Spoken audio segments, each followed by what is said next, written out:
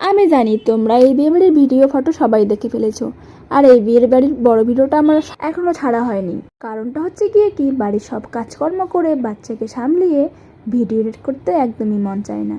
ভিডিওটা তোমাদের সাথে শেয়ার করা একদমই হয়নি, তো আমি ভাবলাম এখন যখন বসে আছি তো তোমাদের সাথে ভিডিওটা একদমই শেয়ার করে দিই। প্রথমে বিয়ে বাড়িতে গিয়ে আমরা শুরু করে দিলাম কাউতলি। আর কি কমো গাইস, আমি জেনে যাবো সেনেই আমার কাউতলি শুরু হয়ে যায়। আর আমার ঢং না করলে একদমই ভিডিও ভালো হয় না, তো আমার ঢং করা শুরু হয়ে গেছে। তো দেখো এখানে হাঁটছি ঘুরছি, কত নমুনা করে ভিডিও করে, একবার আমি ওরে ঘোরাই একবার ও আমারে ঘোরাই, আমাদের কাউতলি যেন শেষই হচ্ছিল না। তো কি বলবো গাইস, এসব করতে করতে আমরা তো ভুলেই গিয়েছিলাম যে বাইরে অনেক কিছু খাওয়ার দাওয়ার রয়েছে, আর বাইরে যে কি কি খাবার বসেছে সেটা আমরা একদমই জানি না। তো আমরা এসে শুরু করে দিয়েছিলাম ভিডিও করানো, আর বাইরে কি হচ্ছে না হচ্ছে সেটা আমরা একদম লক্ষ্য করিনি। আর প্যান্ডেলটা এত সুন্দর করেছিল না যে বারবার ভিডিও করতেই শুধু মন চাইছিল। তো কী আর করা যাবে, আমরা খাওয়ার দাওয়ার লক্ষ্য না করে আমরা শুধু ভিডিও করে চলছিলাম। আর আমার ভিডিও করতে প্রচুর ভালো লাগে, সেটা তোমরা সবাই জানো। আর এখন তো আমার ভিডিও পার্টনারও পেয়ে গেছি, আমার ছেলে। তো দেখো শুধু আমি একা ভিডিও করিনি, আমার ছেলেকে নিয়েও নেচে নেচে অনেক ভিডিও বানিয়েছি, সেটা তোমরা ইনস্টাগ্রামে গেলেই দেখতে পারবে। তারপর এসব করতে করতে বাইরে এসে আমি প্রচুর রেগে গিয়েছি। এখানে এসে দেখছি আমার বর একা একাই খাচ্ছে, আমাকে একবারও ডাকতে পারলো না।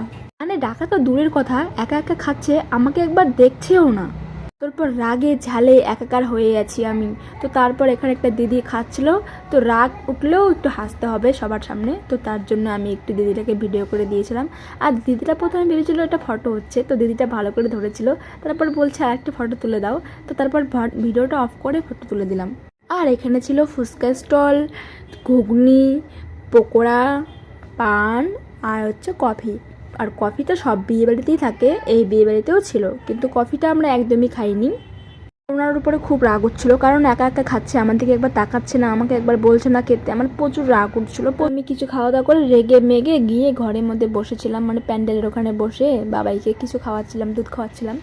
তো তারপর এখন পাশে এসে আমার রাগ ভাঙানোর চেষ্টা করছে, কিন্তু আমি তো ওকে দেখছি না, আমি তো ভিডিও করেছিলাম, তো আমি ওর দিকে দেখার ইচ্ছাও নেই।